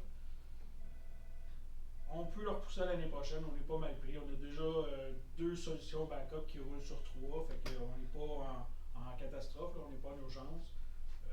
Ce que je ferais, moi, je prendrais l'argent qu'on a de réservé pour le projet backup, l'équipement de backup, je le mettrais pour l'achat d'un nouveau serveur pour balancer le load de l'environnement sur les 2 serveurs, puis après ça, l'année prochaine, je réappliquerai pour un nouveau serveur backup, du nouvel équipement de backup pour 2021, le budget 2021. Si vous êtes d'accord avec ça, OK. Si vous avez des questions. OK, aujourd'hui, on parle-tu de l'achat Physique. aujourd'hui? Non, mais demain, si on passe à la résolution, est-ce que tu peux aller en mode d'achat? On est déjà en processus d'acheter. OK, good. Parce que je sais, ça grogne. Il y a eu des problèmes de courriel, peut-être c'est pas associé à C'est ça. pas relié à ça. OK. Mais j'entends souvent le mot VS9. VSV 009. VSV C'est pour remplacer. 09. OK. C'est justement pour équilibrer la charge OK. du VSV 005 et VSV 009 qui font la même fonction. Que les gens travaillent à partir sur cet ordinateur-là. Ça m'oblige à entretenir 2 serveurs au lieu d'entretenir 65 PC à travers la municipalité. Fait que les gens travaillent tous sur un remote desktop server qui sont le VSV 005 et le VSV 009. OK. C'est ça l'entretien pour moi. Parce que de mon bureau, j'entends souvent du monde prier envers qui marche très mieux que ça. Non, on recule 2 ans passés, c'était pas les VSV, c'était Assist. Ça s'est Ah, amélioré. ben ça c'est c'est du software. Ça. Ben, c'est la même chose. Le VSV 009, VSV 005, c'est 2 parties de logiciel qui fonctionnent pour permettre les gens de se connecter dessus. C'est tes serveurs virtuels. Exactement. OK. C'est ça. Fait qu'en ayant un deuxième serveur physique, au lieu d'avoir 2 serveurs virtuels sur la même boîte, on va en séparer un des 2, puis on va donner plus de jus sur le deuxième. On a besoin de. Madame Maisonneuve, êtes-vous d'accord que c'est urgent? Oui. All right. Ah, là, c'est monté, là. All right, Parce c'est que bon. la seule place. D'autres choses, avez-vous des questions? Après ça, l'items, les courriels, ben, ça sera une autre fois. Là, on se travaille tout le temps Je dessus. peux en parler si vous voulez, je peux prendre 2 minutes. Ben, c'est pas tellement comme conseil qu'on donne de la misère, mais souvent, nos employés ils envoient des courriels, mais des fois, on n'a aucune idée si ça passe ou si ça passe pas. Oui, ça, je peux vous faire un rapport à l'exécutif si vous voulez, puis après ça, l'emmener au conseil si vous voulez le présenter. Au moins qu'on sait que Oui, on est justement dans le processus de préparer un rapport avec. parce que avec nos amis les belles que je vois dehors, peut-être une fois ça aussi que c'est arrivé. En autant que c'est pas Ça des change questions de Ça sécurité. changera pas. OK. Non, c'est pas une question de sécurité. Ça, c'est juste l'explication de comment ça fonctionne, malheureusement. All right. OK. Good. On va aller d'abord Oui. Qu'il soit résolu que le Conseil approuve l'achat d'un nouveau serveur au coût de 25 000 plus HST en su, aux fins d'amélioration de performance du environnement TI tel que recommandé dans le rapport IT 03-2020. Proposé par Oui. oui, conseiller Armentier et appuyé par Oui. conseiller Mainville. OK. Tous d'accord? Merci. Merci beaucoup. Merci. Merci. Bonne journée. Prochain rapport, c'est le 7.4. Chef AV. Chef AV n'est pas ici, alors je vais prendre de sa place. Alors, c'est tout simplement une mise à jour concernant les actions qui ont été prises par Fire Marquee. Puis dernièrement, au mois de février, il y a eu 3 500 $ qui ont été collectés au point de vue des assurances. Alors, la recommandation, c'est que ça soit mis en réserve pour assister avec l'entraînement, l'éducation et la prévention dans le département des feux. OK. Pas de misère avec ça, c'est bon. Mais en anglais, unable to collect due to wording in the bylaw. Ah, j'avais demandé que ça soit changé. C'est DUI? Non? Ah, excuse. OK, non, il y a un typo. Je m'excuse, monsieur. Non, non. Allez-y. Ben non, tu le vois en français. Comment faire? Nous avons eu quelques réponses incapables de collecter le solde dû à la formulation du règlement. Oui. Y a-t-il quelque chose pour changer le On règlement? l'a changé déjà. C'est fait. Oui, ça a été fait. Thank you. C'est Oui. avec ça. Oui. OK. Juste de curiosité, Fire Marquee, si je me rappelle bien, les autres, ils travaillent seulement sur une base de Commission. Exactement. Si les autres, nous autres, on reçoit de l'argent, Les les autres, autres, ils on ont va 30%. Exact. Si on reçoit rien, Il y a ça ça, nous, là. ça nous coûte rien. That's right. OK, parce que c'est bien important, parce que... Oui. parce Oui, que- non. ouais, C'est sur une commission. Je m'en rappelle pas, oui. Il y avait une marge, je m'en rappelle pas le chiffre là, qui chargeait. je pense que c'est 30%. Oui, c'est ça.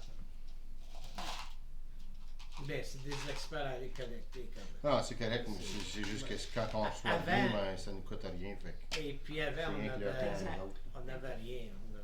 On avait, en tout cas. Je suis content que le règlement ait été changé et puis Oui. ben, ça va aller mieux. Je croirais que Oui. mettre 3500 pièces en banque, c'est pas méchant. Quand on charge les amendes pour ceux qui ont mis de On parle feu pas, sans on permis, parle pas différent. C'est différent ça. ouais, je sais. D'où est-ce qu'elle va cet argent-là? Vers les coûts qui ont été Ok. encourus pour Par le feu. le système Ouais. département d'incendie. C'est un payback. Ça aide à couvrir les dépenses de l'année. Alors, j'ai une résolution ici qui soit résolu que le Conseil approuve la recommandation décrite dans le rapport FD 08-2020 de mettre en réserve la somme collectée par Fire Marquis aux fins de formation, prévention et éducation publique. Proposé par Oui. Conseillère Lantier et appuyé par Oui. Conseiller Fort. OK, tout le monde d'accord? Oui. OK. Adopté.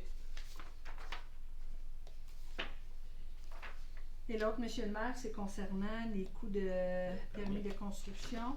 Alors, on demande ici de radier les frais concernant... Non, viens-t'en, Glenn. Attends pas. Encore. Alors, c'est pour canceller les frais de 800 $ pour le permis de rénovation qu'il y avait eu à la caserne Saint-Albert. Ça, Madame Blizzard avait mentionné pourquoi que donne pas d'autorité. Il faudrait changer certains règlements, la manière qu'on marche. Ça arrive peut-être 2 fois par année qu'on règle des permis. On va laisser la vieille manière. On va gaspiller un peu de papier. OK? C'est très bien. OK, j'ai une résolution. Oui. Qu'il soit résolu que le Conseil approuve l'annulation des frais de permis de construction pour les rénovations faites à la caserne 400 tel que recommandé dans le rapport FD 09-2020. Proposé par Oui. Conseiller Fort et appuyé par Oui. Conseiller Brière.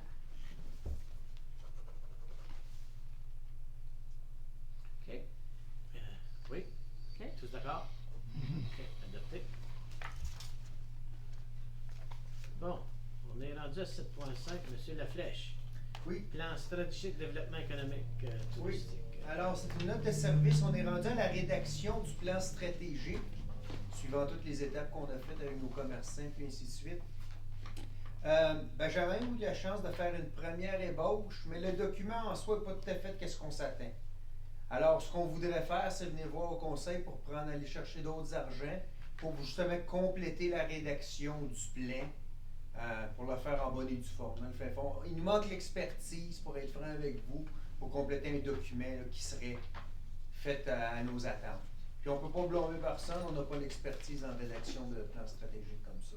Fait qu'on a approché Champ Libre, puis il nous avait soumis une soumission pour le faire. Je pense que Marie-Noël, tu as eu la chance de passer à travers. On l'a révisé. Le document est bon, l'information est bonne, mais il y a certaines choses qu'on devrait mettre de l'emphase dessus dans un plan stratégique. Il y a beaucoup de choses aussi que Roselyne me disait. On a beaucoup d'informations statistiques que peut-être ça devrait être en annexe et peut-être pas dans le document. Comme qu'on le constate, c'est justement l'expertise de créer ça dans le fin fond. Créer le document en soi. Mais, fait que c'est ça. Fait que Champ Libre nous offre 8200 $. Ça comprend à l'intérieur du 8200 $, la rencontre avec le comité de pilotage qu'on appelle, là, pour justement avec les idées. Il y a aussi une plateforme Cocorico qu'on va pouvoir jaser avec Roselyne. Je la connais pas beaucoup, celle-là.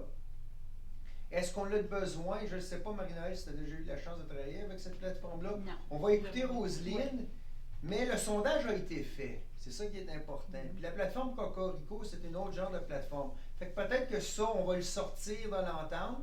J'en ai parlé avec Roselyne, elle était d'accord. Fait que ça se peut que ça s'est réduit de 900 $, le coût, là. Fait que c'est pour ça qu'on dit dans la résolution jusqu'à un montant maximum de 8200, parce que ça se peut que ça descende moins cher que ça. Mais on veut se donner quand même l'idée, là, la versatilité, si vous voulez, Parce pour compléter. qu'on peut aller chercher de l'information des fois un peu trop souvent. Des fois, ils se tannent. comme ça. Ouais. Si c'était une autre plateforme, si l'ouvrage était fait, avançons avec C'est le ça. plan. Fait que c'est jamais parce qu'on aimerait ça, on veut compléter ça, puis si tout va bien, puis il n'y a pas trop de problèmes de COVID, je pense avec Roselyne, on regarde en octobre, puis on a fini, puis on part avec, puis on passe à d'autres choses après la suite. Fait que je ne sais pas si vous aviez d'autres questions. Marinelle, tu peux ajouter Je là-dessus, pense parce que je sais aussi que tu comme, étais oui, c'est bien, oui, c'est exactement ça. Puis je pense qu'on a beaucoup d'informations déjà. C'est une question de le mettre dans un format où est-ce que ça va être utile pour le conseil, ça va être utile pour les entrepreneurs, puis avec une direction assez claire, mais basée sur des statistiques qu'on n'a peut-être pas nécessairement besoin de passer à travers toutes les statistiques, mais qu'on puisse commencer à planifier sur des grandes lignes directives, puis qu'on puisse s'entendre là-dessus. Puis je pense que c'est là où est-ce que l'expertise de quelqu'un qui a fait de la planification stratégique au sein des municipalités en développement économique pendant des années est très utile. Aviez-vous d'autres questions? Non. Merci, M. Laflèche. Alors, qu'il soit résolu que le Conseil retienne les services de la firme Conseil Champ Libre Stratégie dans la rédaction finale du plan stratégique de développement économique et touristique au coût maximum de 8 200 $, n'incluant pas les taxes. Proposé par conseiller Armentier, appuyé par conseiller Mainville. OK. Tous d'accord? Oui. Adopté. Merci beaucoup. Prochain rapport, c'est l'Euro Consulting, c'est le drainage municipal. Y a-t-il des questions là-dessus? Le drain Gonzague-Granger, est-ce que c'est ça? Pas loin de chez nous. Ah ouais? OK. Il faut que ça soit creux parce que Non, avec un nom c'est- de même. Attention! Le nom, Dieu la c'est ça. flèche. Je sais que ça vient pas dans le coin de Cambridge ou peut-être chez nous. On n'a pas de rangée dans notre coin. Non, ça c'est Ah, 2, c'est 3 ça. mètres. Non. Ah, Je peux aller le trouver, par exemple. Non. Le drain Saint-Pierre. Saint-Pierre, c'est chez Raymond Saint-Pierre. Raymond Saint-Pierre. OK, good. All right. Gonzague-Granger, 500. c'est 7. C'est bon. Questions, commentaires sur le rapport de M. Leroux? Pas les commentaires Non, de M. Laflèche, là. Laisse-les là. Petite coche. OK. Alors, qu'il soit résolu que qu'il soit résolu que le Conseil approuve le rapport du surintendant de drainage numéro 2020-07-05 pour le mois de juillet 2020, présenté par le AOUT Consulting, proposé par conseiller Forgue et appuyé par conseiller Mainville. Merci. Tous d'accord? Oui. OK, merci. Adopté. Ah, ça, tu levais ta main, là, tu peux pas. Non. OK. Peut-être passer. Ouais. Prochain, M. Fogg, Oui, ben, parlez des heures du conseil que ça va venir. Est-ce qu'il y a besoin des changements parce qu'il y a la rentrée des écoles et puis vous autres, à base de comté aussi, on planifiait peut-être plus vers le 8 septembre, quelque chose? Bon. Oui, alors, il y a déjà une résolution qui a été passée que potentiellement, en s'assurant que toutes les conditions locales le permettent, qu'on ouvrirait au public le 8 septembre. Alors, la prochaine réunion d'ensuite serait le 14 septembre. Alors, M.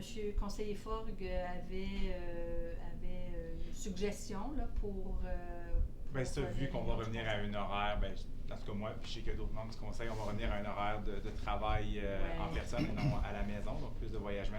Je me demandais si 4h30, si débuter les réunions de conseil à 4h30, ça pouvait quelque chose qui pouvait fonctionner pour les autres membres du conseil. Avant que la COVID, à quelle heure ça commençait? C'était pas 5 heures? 4 heures. À 4 heures? Ben, On n'arrêtait pas ça pour Non, un c'est pas bout. vrai. C'était à 6 heures. C'était à C'était 4 heures les choses. C'était à 6 heures, à 5 heures on soupait. oui, c'est parce qu'il y avait des inquiétudes de la part de la population qu'ils voulaient assister aux réunions en public. Mais maintenant qu'on va avoir le streaming qui va être fait live, peut-être là, que cette solution-là de commencer à 4h30 est faisable. Puis on se fait une religion de vraiment mettre les vidéos YouTube la journée d'ensuite de la réunion. On est vraiment là parce que je veux vraiment m'assurer que Ouais, non seulement ça et tout, là, on schedule toutes les délégations à 6 heures pareil. Oui, oui. Fait que si il y a quelque chose ou le zoning, il y a quelque chose que le monde veut assister, c'est à 6 heures. Ils Oui. ont la chance de venir. Je pense que 4h30, c'est bon. Là. Moi, souvent, on peut passer les affaires à huis clos Oui, à cette heure-là. oui. Puis là, tout que c'est qui est public, mais à ce moment-là, à 6 heures, les gens ont la chance de venir. Fait que, Oui. moi, je pense que Ok. c'est pas une méchante idée. Là. Et puis, en tout cas, mais c'est juste une idée qui me passe par la tête. Peut-être plus tard, commencer à regarder. J'ai eu des commentaires micro, des fois c'est pas tellement clair, peut-être plus de micro. Et puis passer sur live stream aussi. Mais c'est ça Ouais. que... Non, ça c'est sur YouTube après le fait. Ouais, le tu peux matin. le faire Ouais, live. Pendant, je sais qu'il y a des municipalités qui le font. C'est une Bon. affaire à regarder pour dans les exercices budgétaires plus tard. Bon, si vous voulez aussi. Ben, on a la possibilité, Monsieur le maire, c'est ça qu'on est en train de travailler dessus. OK. Alors, dans notre système, on a un petit bidule ici qui me dit streaming. Puis, OK. Yannick et moi, on va travailler là-dessus All right. durant les prochaines semaines. Parce que j'ai eu un commentaire une fois. Mais les autres, ils le font live. Ouais. Pourquoi que vous autres? Ça s'en vient. OK, good. Est-ce qu'à 4h30, il faut avoir souper avant d'aller lever? Ben, Monsieur le maire, c'est laissé à vous. Je pose la question. Là. Oui, Ici, je on dirais- prenait un break. Hein? 4h30, on faisait une demi-heure, puis après Ouais. ça, on prenait un break. Ou ce que je vous propose, c'est de raccourcir La pause. 45 minutes ou une demi-heure. C'est laissé au Faire conseil. une heure, arrêter 5h30 à 6h pour être de retour pour les délégations à 6h. Ouais. Ça pourrait être ça. Ouais. Comme la pause à 40 minutes, je crois, la plupart du temps, ça se fait assez facilement. OK. OK. OK? Moi, j'ai pas de trouble avec ça. OK, c'est beau. Alors, je vais me faire une résolution ici. Là. 360. Qui est résolu que les réunions du Conseil débutent à 16h30 à partir du 14 septembre 2020. Proposé par Oui. conseiller Forgue et appuyé par Oui. conseiller Mendy. Merci. Tous d'accord? OK. Validé. Les au 14, ça reste pareil. Oui. Oui, Mais il va y en avoir un autre au mois d'août, le dernier mois d'août, oui, oui. à 1h. Après ça, on va Ça, en parlant de ça, c'est quoi le mois d'août? C'est le 24 août. Puis après, c'est le 14. Parce Oui. qu'il y a un Je congé. vais être correct avec Exact. ça. OK. OK? Alors, le 24 août et le 14 septembre, on va débuter à 4h30. Mais le 24 août, ça À va être 13h. à 1h. Ouais. OK. Merci beaucoup. Les affaires des plantes, Oui, il y avait... entente de partenariat. Oui. Alors, il y avait des questions la dernière fois concernant l'entente pour des publicités électroniques avec les comtés de Prescott-Russell.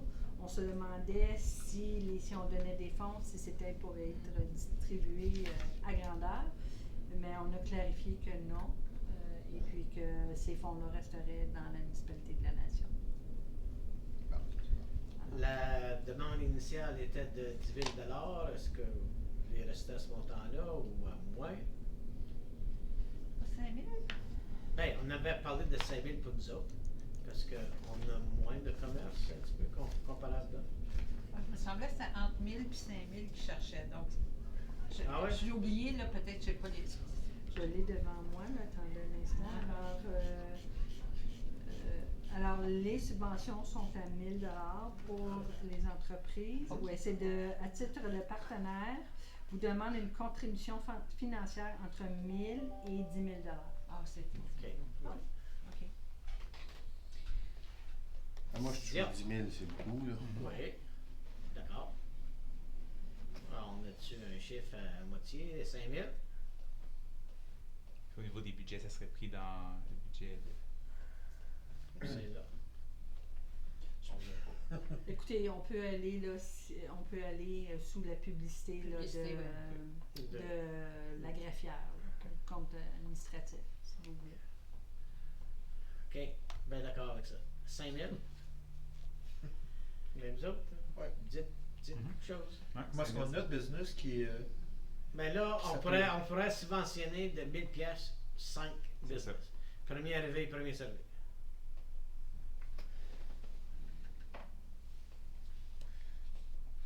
Ouais, parce que faut pas oublier aussi que c'est des entreprises, c'est dans le but de les aider de pouvoir vendre leurs produits en ligne. Donc oui, on a beaucoup d'entreprises, mais c'est pas toutes des entreprises qui vendent des produits, premièrement. Qui vendent des produits, deuxièmement, qui peuvent vendre des produits en ligne. Ouais, ben c'est ça. Donc, Je pense pas que Dolman va aller vendre des choses. C'est Non, exact. dans le domaine Clérou, ils ne vendraient pas des pommes en ligne. Non. C'est ça, Vas-y, là, montre-le, ouais, montre-le. vraiment. Le C'est- site, Comme le site, ça se peut-être. peut qu'il n'y a pas de preneur. S'il n'y a pas de preneur, on peut utiliser 5 000 quoi. Ben, c'est non. qu'il n'y a pas de preneur, mais c'est que si, mettons, il y a Ben, l'entreprise de Russell C'est ça. décide de le faire, est-ce que c'est notre argent qui va... Non. Non, parce que non, c'est ils ont juste garanti pour- que c'est juste pour nous. Moi, je pense que 5 000 piastres, c'est bien. Puis si jamais ils s'aperçoivent, les comptes unis, qu'il y a bien de la demande du côté de la nation, ben peut-être qu'ils peuvent revenir nous voir. Mais moi, je dirais oui, 5 000, premier rendu, premier servi. Puis je pense que c'est un bon... Mais les Conseils unis investissaient aussi, fait que j'imagine qu'eux investissent pour tout le monde, fait qu'ils vont aussi aider certaines municipalités de la nation parce qu'ils aident, j'imagine, un peu C'est vrai. de partout. Ben, faut tout le temps rappeler que les Conseils unis servent de l'argent de toutes les municipalités. C'est ça. Fait qu'il Les faut autres, ils qu'ils- ne collectent pas de taxes, c'est nous autres qui le font. Nous aide avec notre affaire. All right, OK. C'est Ben, bien. d'abord, il va y avoir une Quand exception même. avec ça. Oui. Alors, qu'il soit résolu que le Conseil approuve l'entente de partenariat avec le département de développement économique et touristique des Comtés unis de Prescott-Russell portant sur le programme de subvention pour les affaires électroniques dans la région de Prescott et Russell et approuve une contribution de 5 000 provenant du compte administratif de la greffe envers ce programme.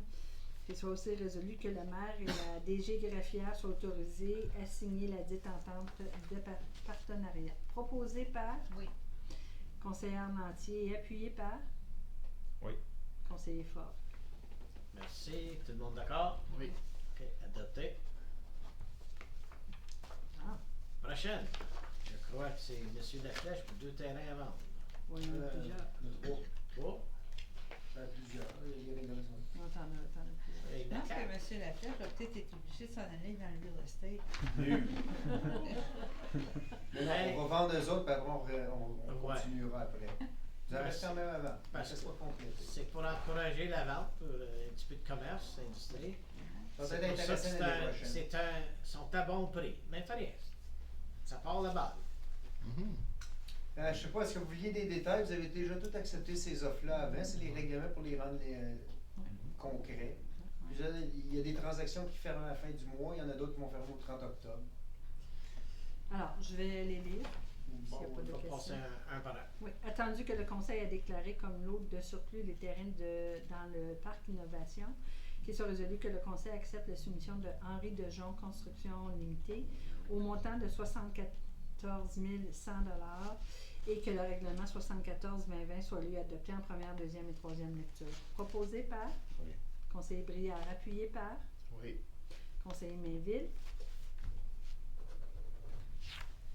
OK, tous d'accord? Oui. Adopté. Le règlement 75-2020, attendu que le Conseil a déclaré comme lot de surplus les terrains dans le parc Innovation, qu'il soit résolu que le Conseil accepte la soumission de Marc Forgette Express au montant de 74 137,50 et que le règlement 75-2020 soit lui adopté en première, deuxième et troisième lecture. Proposé par Oui.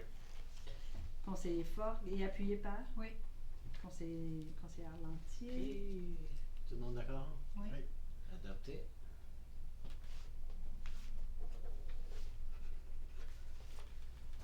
Maintenant, le règlement 76-2020.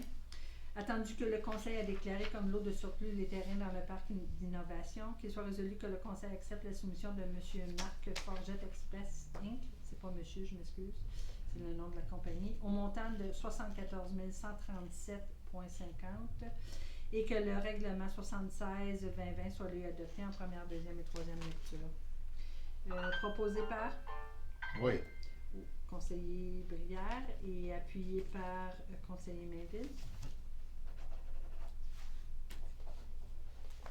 OK, tu es d'accord? Oui. C'est adopté. Fait que ce monsieur-là, il a acheté 4 out, là, quasiment, deux terrains. J'aime passer, au lieu de faire un règlement puis acheter des blocs de terrain, j'aime mieux les faire séparément. Si jamais il y a des changements ou quelque chose, on radie un règlement au lieu de. Tu te recommences. Très bien. C'est bon. C'est juste un peu plus de papier. C'est correct. Parce qu'il nous en laisse? Il en resterait 6, là, si tout va bien. Là, j'ai encore les 3 en haut là, qui sont pas mal réservés. Il me reste les 6 du milieu. Là. Les 6 plus beaux. Oui. Moi, ça, Si je peux dire. ça avait été tout le temps dans Ouais. mon idée que le centre va se vendre tout de suite. Les 6 plus beaux qui restent. Il y a une raison Bon. qu'on ne connaît pas. OK, règlement 80-20-20. As-tu des explications là-dessus? Ouais, c'est un contrôle de partie. Tu sais, quand on bâtit un semi-détaché puis on veut vendre chacune moitié, il faut adopter un règlement pour pouvoir le séparer en deux. Soit C'est- vendable. C'est justement. Fait que c'est le genre de règlement qu'on passe pour séparer les semi-détachés. Ça se trouve être le 91A et B, ça a rumeillé. Malheureusement, avec tous les changements qu'il y a eu dans les années, quand on avait planifié la numérotation, tout allait bien, mais là, avec la densification qu'on fait, là, on se retrouve avec des A et B. Il manquait un chiffre, puis tout aurait été. Je sais que t'aimes pas ça. Ah, je déteste, mais c'est moins pire. Mettre A et B, ça fonctionne, que changer toute la rumeillée. Oui, oui. Ouais. Mais non, ça n'a jamais été plané. 10 ans passés. J'ai manqué mon coup. Mon erreur. OK. Oui. OK. Alors, pour le règlement 80-2020, qu'il soit résolu que le règlement 80-2020 intègre un règlement relatif à la désignation de terrains non assujettis à la réglementation de partie de l'eau applicable au bloc 33 du plan 50M 298, décrit comme étant les parties 1 à 3 du plan 50R 11022, soit lui adopté en première, deuxième et troisième lecture. Proposé par Oui. conseiller Brière et appuyé par Oui. conseiller Lantier. En tout cas, les jardins sont en train d'enlever tout ça, ce coin-là. Là, Oui, c'est de toute doit être beauté. propre. Oui, Là, il c'est me ça. reste simplement d'aller faire une visite de site ici. DevCorp ont commencé à faire le terrassement C'est ça. du dernier bloc. Parce que là, les vacances de construction du Québec sont finies. Puis j'ai eu un téléphone justement de DevCorp hier pour libérer leur lettre de garantie. Ah oui? Ben, je vais aller faire une visite pour voir Ah est-ce oui. que le terrassement est complété. Je crois que M. Laflèche est sait quoi faire. Mhm. J'ai ma direction. All right. dans le- C'était proposé à pied. Oui. Et tout le monde d'accord? Oui. Et bon, les comptes payables. Oui. C'est pour ça que je n'amène jamais mon téléphone d'habitude. Ils se mettent mute, ces Oui, affaires-là. je sais, j'ai essayé. Non, monsieur le maire, ça va mettre mute? Oui. Je ne sais pas comment. Veux-tu que je te demande? Ça serait bon. Plus vieux que moi, il montrer ça. Merci. Mes excuses. Alors, qu'il soit résolu que le Conseil approuve les comptes payables jusqu'au 15 août 2020, pièce justificative numéro 15, 433 000 et 61 je m'excuse, et 40 sous, proposé par Oui. conseillère Lantier et appuyé par Ouais. conseiller Mainville. OK, tous d'accord? Oui. Adopté.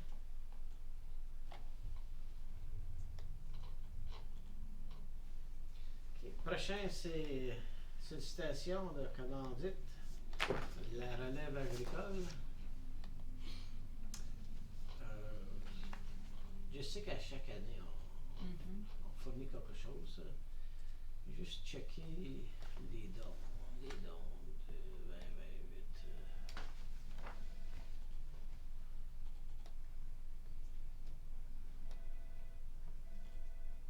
Combien, puis pouvez-vous me dire, c'est encore, c'est de 100 pièces, combien que je demande?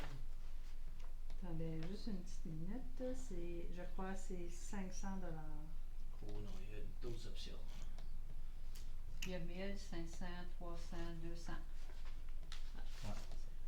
Ouais. Peut-être qu'il y en a qui peuvent venir du compte régional, puis d'autres qui peuvent être contribués par les comptes du quartier. En tout cas, ben, je peux mettre 200 pièces de la part des comptes des unis. Il m'en reste Ok. encore un peu. Là, je vais mettre 100 pièces du quartier 1. Je vais y aller avec 100 pièces moi aussi du quartier 2. 100 du quartier 3. Moi, je donne. Non. On est rendu à 5, là, c'est ça? Oui. Some can be shamed into that. Ben, parce que de 5 à 6, ça fait pas de différence. Ouais. OK. Ça, c'est pour. Ça va rien que 500. Ouais. Mais je vais le prendre en note, par exemple. Non, je veux donner, c'est juste que. Non, je t'agace. C'est le.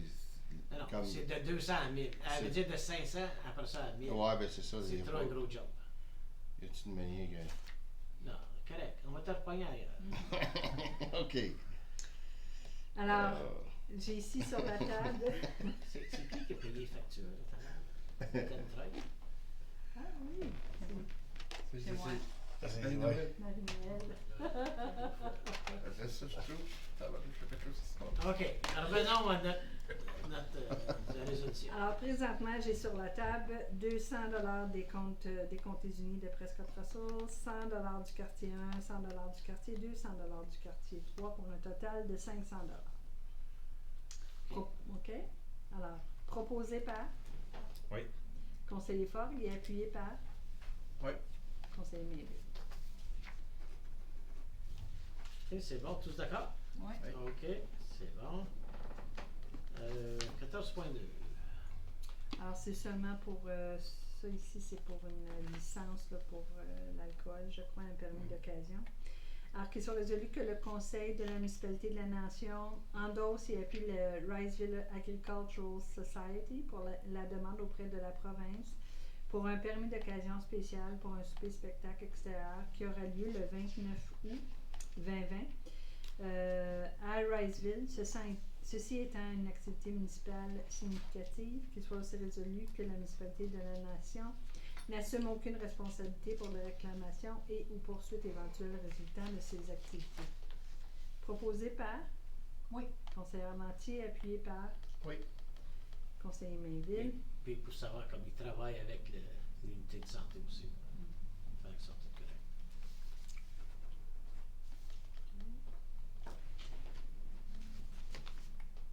OK, tous d'accord?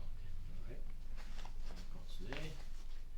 Là, on est 15.1. Et la passe des panneaux solaires et la vie de flambée. Y a-t-il des questions là-dessus? Non. Voilà la correspondance. Le 16.1. Y a-t-il une correspondance là, que vous voulez adresser? Ou non? Juste un commentaire, whatever. Moi, je n'avais pas.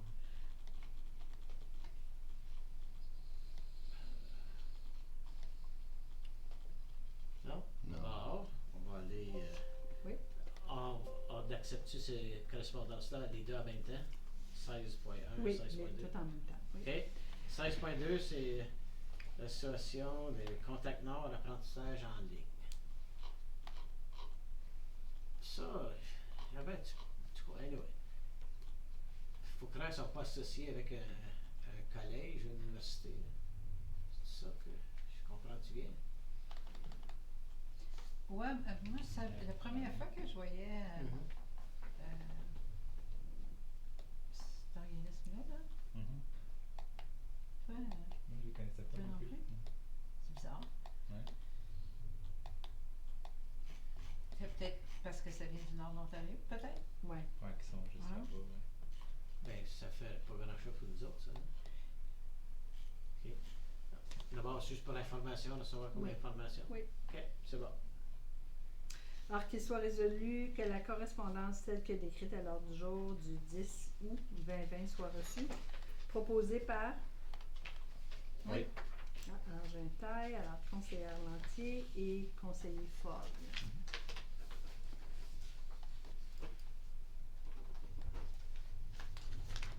OK, c'est bon. Tout le monde d'accord? Oui. All right. Là, on va procéder à une résolution de l'avis clos. Oui. Alors, qu'il soit résolu que la présente assemblée soit ajournée à quelle heure est-il, M. le maire? 14h50. À 14h50 pour une session à huis clos pour le motif suivant conformément à la section 239 de la loi municipale. Alors, ça va être la section K, une position, un projet, une ligne de conduite, une norme ou une instruction. Non, c'est pas celle-là. Excusez-moi. Là. Ah oui, c'est celle-là, je m'excuse. Devant être observé par la municipalité ou le conseil local ou pour son compte dans le cadre d'une négociation actuelle et éventuelle. Proposé par? Ouais. Conseiller Brière et appuyé par? Oui. Conseillère Lantier. Juste un instant, je vais nous mettre sous huis clos.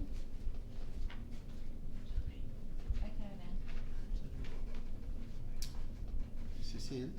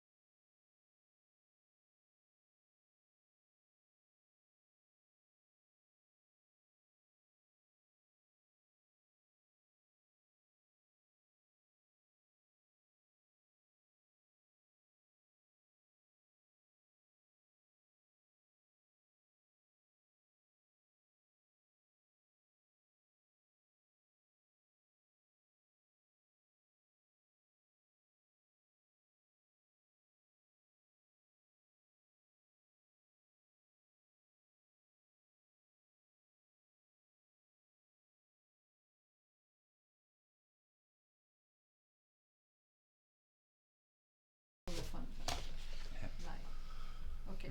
Alors, on est de retour. OK, on est sorti du huis clos, Oui. là, on va résolution. Alors, qu'il soit résolu que la présente assemblée soit réouverte. À quelle heure est-il? 15h08. 15h08. Proposé par Oui. conseiller Forgue et appuyé par Oui. conseiller Arlantier. OK, c'est adopté. Oui. Le rapport des événements à venir, je crois qu'on l'a sauté. 7, vous avez vu ça, la réunion du Conseil le 24 août, après ça, le 28 septembre. OK. Alors là, on va aller à la règlement de confirmer les procédures. Oui, alors qu'il soit résolu que le règlement numéro 81-2020 pour confirmer les procédures du Conseil à ses réunions régulières du 10 août 2020 soit lu et adopté en première, deuxième et troisième lecture, proposé par Oui. conseiller Brière et appuyé par Oui. conseiller Forgue. Tous d'accord? Oui. OK. La fermeture à 15 et 10. Qu'il soit résolu que la présente assemblée soit ajournée à 15h10, proposé par Oui. conseiller Arlantier et appuyé par Oui. conseiller Mainville. Et voilà. Good.